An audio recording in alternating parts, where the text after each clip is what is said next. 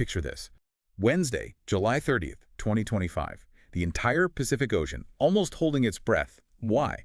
Because an enormous 8.8 magnitude earthquake, the biggest off Russia's Kamchatka Peninsula in more than 70 years, just ripped through the seabed. Yeah, a really major event. And it didn't just stop there. It kicked off this huge tsunami, putting millions of people on edge, from Russia clear across to Chile. A full basin alert. Yeah. So today, we're going to dive deep into what happened. We've got a really comprehensive news report covering the whole thing. Our mission really is to pull out the key lessons here, understand just how fast and how big these trans-Pacific tsunamis can be, and also how different countries scramble to respond. And it's crucial to get the why right from the start. Why was this so massive? Right. Well, this quake hit offshore on something called a megathrust fault.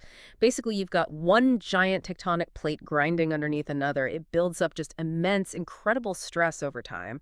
And this is right along the Pacific Ring of Fire, which, as you probably know, is where we get the planet's most powerful earthquakes. Because that's where these plates are colliding. Exactly. So when that stored energy lets go, like it did here, it's going to be, a planet-shaking event, almost literally. And then you see the immediate consequences, don't you? Close to the source, like 120 kilometers from Petropavlovsk-Kamchatsky in Russia's Far East. Mm-hmm. The impact there was instant and terrifying. Coastal towns getting swamped.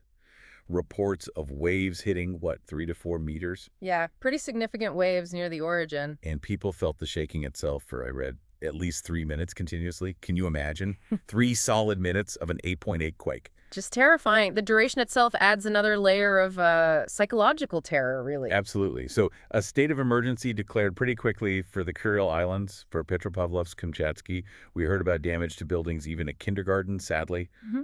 Though eventually those specific local warnings were lifted. Which really brings us to the immense scale of this, doesn't it?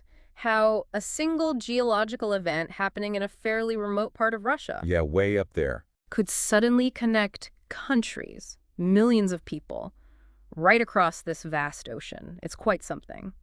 And it really highlights the unique challenge of a trans-Pacific tsunami. You have the danger dialing down in one area. Like in the northern Pacific eventually. Exactly. While simultaneously it's ramping up, becoming critical thousands and thousands of miles away, like Chile hitting its highest alert level. That contrast is really stark. It really is. And, this event also gave experts a chance to remind people about something fundamental. James Barrows from the Hawaii Emergency Management Agency, he put it really well. He said something like, a tsunami isn't just one wave. Right. People often think that. Yeah. It's a series of powerful waves over a long period of time. When they get close to the shore, they slow down and start to pile up. That piling up is key. It's not just a quick splash, it's sustained energy hitting the coast. It really helps you understand the danger better, I think.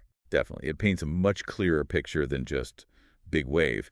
So by early Thursday morning, as the reports were coming in, it seemed like the absolute worst case scenario had been avoided for many places. Thankfully, yes. Warnings were being lifted, downgraded across large parts of the Pacific Rim. So despite the very real impacts, the evacuations, the fear, there was this sense of, okay, we dodged the biggest bullet here. A kind of collective, thankfully averted catastrophe for millions. A massive mobilization, a massive alert, but thankfully not the level of devastation seen in some past events. Exactly. And I think this whole deep dive looking at this event, it just powerfully shows you the constant incredible energy of our planet's geology. Mm-hmm. Always at work. And also this really complex web of preparedness, communication, response that has to stretch across